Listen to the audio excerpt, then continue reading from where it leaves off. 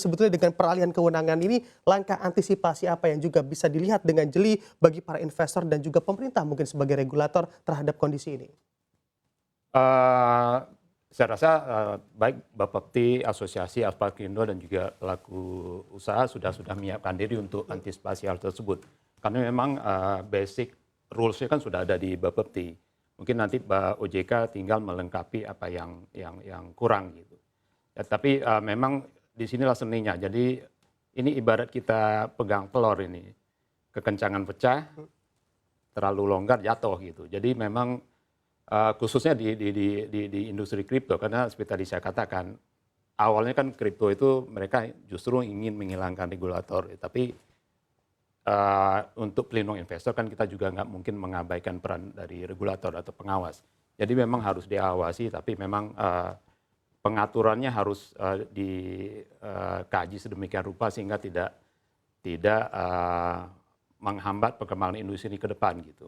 Tapi dari pertumbuhan investor kripto sendiri kita bisa berbangga bahwa dalam mungkin kripto kalau kita hitung dari 2018 sekarang baru sekitar 5 tahun itu pertumbuhannya sangat signifikan. Mungkin sekarang sekitar 18 juta pengguna kan. Yep. Sementara kalau kita bandingkan di pasar modal yang umurnya jauh lebih tua itu masih sekitar 12 jutaan. Jadi minat para investor terhadap kripto ini sangat besar. Walaupun kita punya pengaturan, punya pajak, tapi event itu pun masih menarik minat dari para investor. Jadi saya kira justru pengaturan nanti oleh OJK itu justru untuk menambah keyakinan investor bahwa mereka akan aman bertransaksi di industri ini. Tidak dilepas begitu saja gitu. Jadi ada pengawasnya. Saya kira itu. Oke, baik. Saya juga akan tanyakan hal yang sama begitu ya kepada Bu Asih. Apa saja kiranya yang perlu diantisipasi juga oleh investor, lalu juga yang kita katakan trader juga di sana, lalu juga para regulator. Oke, investor trader tadi sudah disebut sama Pak Hamdillah. Saya rasa teman-teman bisa cukup yakin untuk mengantisipasi bahwa ada regulasi ini yang akan kita tunggu bersama dari Kementerian Keuangan untuk proses transisi dan seterusnya gitu ya. Bisa dipercayakan, saya yakin regulator Indonesia sekarang lebih mencoba untuk memainkan role daripada regulator menjadi facilitator saat ini gitu. Jadi cukup baik. Nah, tapi kalau untuk antisipasi saya rasa ada beberapa hal yang memang cukup kami rasa dari industri cukup penting untuk diperhatikan, baik itu ini juga udah jadi satu bahan diskusi dengan Bapepti maupun OJK saat ini, yaitu beberapa hal yang mungkin nanti bisa dikembangkan gitu. Kenapa? Karena saat ini Mas Bram, kalau kita ngomongin kripto itu pasarnya global, tidak hanya di Indonesia gitu. Jadi hal yang sangat penting harus dipikirkan adalah daya saing teman-teman pelaku industri dalam negeri. Karena mereka berkompetisi tidak hanya dalam negeri tapi globally gitu. Oke. Nah, beberapa hal yang saya rasa penting untuk dipertimbangkan, satu adalah mengenai pajak. Kita tahu kripto sekarang sudah dipajaki dan ternyata kontribusinya luar biasa besar terhadap perekonomian Indonesia. Itu satu hal. Tapi yang mungkin bisa dikembangkan dan bisa dikaji bersama atau dikaji ulang adalah tarif pajaknya. Kenapa? Karena saat ini tarif pajak itu cukup menjadi salah satu tantangan untuk users karena saat mereka trading di dalam negeri, fee-nya jadi besar. Gitu, karena banyak fee yang akan diakumulasi dan harus dibayarkan oleh users, oleh traders gitu kan.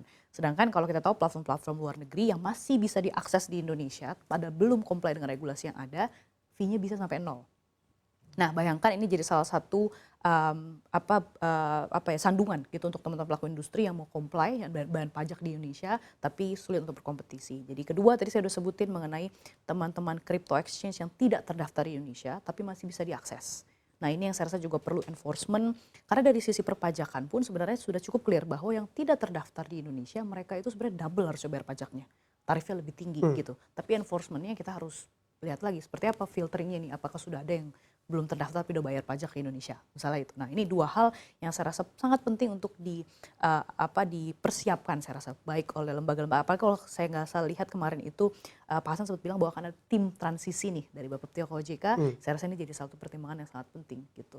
Oke, baik. Nah, ini tentunya akan dijawab juga oleh Pak Tirta begitu ya terkait dua persoalan ini. Bagaimana Anda menanggapinya terkait dua hal ini, Pak Tirta? Baik, jadi memang dalam hal ini kan kita juga dengan OJK sudah berkoordinasi sebelumnya ya. Tadi juga dari prolog tadi sampaikan bahwa Pak Tantowi kemarin juga sudah melakukan harmonisasi dari RPP untuk terkait dengan peralihan Bapepti ke OJK. Nah, kami ini mengharapkan memang peralihan ini justru sifatnya nanti benar-benar smooth gitu ya, tanpa membuat industri ini menjadi ada kekosongan gitu, seperti itu. Nah, transisi ini kan disampaikan bahwa nanti akan dimulai pada 10 Januari 2025 atau 2 tahun sejak Undang-Undang P2SK. Nah, dalam peralihan ini kan nanti juga dibentuk tim transisi. Nah, dalam hal ini tim transisi itu justru akan membantu proses percepatan, terutama dari sisi peralihan, dari sisi nanti transisi, dari sisi regulasi, kemudian ada perizinannya dan sebagainya, kemudian dari sisi pengkajian untuk produk dan kelembagaan ke depan, seperti itu. Jadi sehingga nanti ketika 10 Januari beralih kepada OJK, itu nanti sudah jelas gitu. Masing-masing itu nanti akan melaksanakan seperti apa, dalam hal ini nanti Bapepti, kemudian nanti apakah masih dilibatkan seperti apa, itu akan semakin clear. Sehingga nanti OJK akan lebih fokus terutama untuk memperbaiki beberapa hal terkait dengan kebijakan-kebijakan yang terkait aset kripto yang memang ini belum digali ataupun belum diregulasi oleh Bapepti. Walaupun tetap seperti tadi sampaikan Pak Hamdi, regulasi ini dalam hal ini bukan dalam rangka untuk memperketat atau mengatur-ngatur dari pelaku, karena kalau terlalu ketat juga tadi ibarat telur pecah gitu kan, seperti itu. Nah, dalam hal ini regulasi adalah juga untuk meng-catch up dari sisi market development. Market development ini kan harus terus ditingkatkan untuk memenuhi keinginan dari pasar. Nah, tentu saja regulasinya juga disiapkan. Kenapa industri regulasi? Karena industri ini jangan sampai liar. Karena kalau industrinya liar nanti dimanfaatkan. Seperti salah satunya kita kan pada tahun ini akhirnya menjadi anggota FATF, Financial Action Task Force. Sehingga kita nanti bisa bersama-sama juga dalam hal ini memerangi untuk penggunaan dana terorisme, penggunaan dana pencucian uang, senjata pemusnahan massal. Sehingga industri aset kripto ini dapat terhindar dari hal tersebut dan tidak dimanfaatkan oleh pihak-pihak tertentu, sehingga makanya regulasi itu menjadi penting baik bagi investor termasuk juga dari para pelaku usaha yang melakukan industri kripto ini juga bisa berjalan dengan kondusif seperti itu. Oke, baik. Pak Tirta, untuk beban pajak transaksi ini apakah masih bisa dikaji ulang? Apalagi tadi disebutkan juga begitu ya oleh Bu Asi, banyak dari penyedia yang tentunya tidak terdaftar justru bisa menyediakan ataupun memberikan pajak ataupun transaksi yang lebih kecil lagi, tidak ada pajaknya bahkan. Apakah memang ini bisa dikaji ulang agar memang lebih semarak lagi transaksi kripto kita atau kripto di tanah air kita, Pak Tirta? Ya baik, memang PMK 68 ini sebenarnya sudah berjalan 1 tahun lebih ya. Kami harapkan memang kemarin juga sudah menyampaikan beberapa forum, kami ingin mengajak juga dengan DJP untuk melakukan evaluasi terhadap pelaksanaan implementasi pajak ini, karena memang seperti disampaikan oleh Mbak Asih tadi, ada enforcement yang belum dilaksanakan, terutama untuk yang transaksi untuk exchanger di luar negeri. Nah ini kan harusnya terjadi equal treatment. Nah, kami harapkan nanti dengan transisi dengan OJK, di mana nanti juga OJK ini kan justru dulunya kan memang juga masih ada irisan dengan Kementerian Keuangan, karena dulu Bapepam LK kan masuk ke OJK. Kami harapkan dengan nantinya ada transisi ke OJK bisa lebih mempercepat lagi koordinasi dengan DJP. Kami pun tetap selalu koordinasi. Kami harapannya nanti dengan DJP bisa mengevaluasi, walaupun nanti pasti kuncinya bukan hanya di DJP, tapi dengan DBKM-nya juga. Paling tidak kalau memang ini belum bisa di-enforcement untuk pengenaan pajak yang transaksi di exchange luar negeri yang dalam artian ini ilegal gitu. Paling tidak untuk treatment terhadap exchange dalam negeri ini supaya bisa berdaya saing nih dengan exchange global, paling tidak apakah bisa dikurangi dulu gitu. Kalaupun memang untuk dihapus nggak mungkin, karena sudah Baik.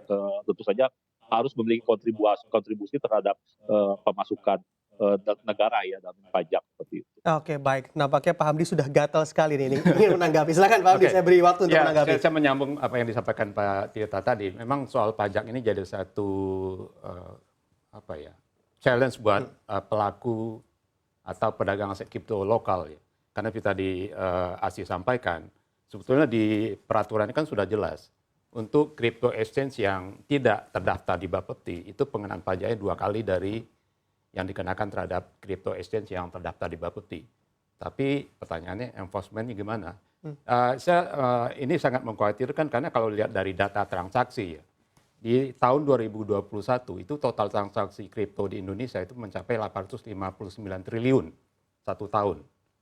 Nah, tahun 2022 pertengahan, saya kalau nggak salah Mei atau Juni, Kementerian Keuangan BKM melakukan pajak terhadap transaksi kripto.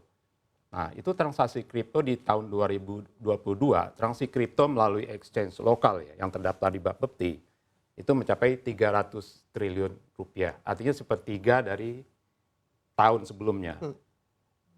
Pada saat yang sama, transaksi aset kripto oleh orang Indonesia melalui 5 exchange luar yang tidak terdaftar di Bapepti, itu nilainya kurang lebih sama dengan nilai yang tadi, kurang lebih 300 triliun rupiah per tahun. Saya tidak bisa mengklaim bahwa ini pasti karena pajak, tapi kalau kita lihat data seperti itu bisa jadi itu disebabkan oleh pajak tadi.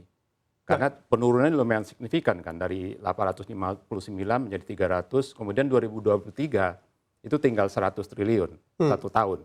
Sepertiga dari 2022. Gitu. Sementara yang transaksi di luar mungkin tidak tersentuh pajak. Gitu. Jadi saya kira itu satu, enforcement terhadap exchange luar harus dilakukan. Dan kedua, masalah rate, masalah jenis pajak. Di kripto kan kena 2 kali pajak. Waktu beli kena PPN 0,11%, waktu jual kena PPh final 0,1%.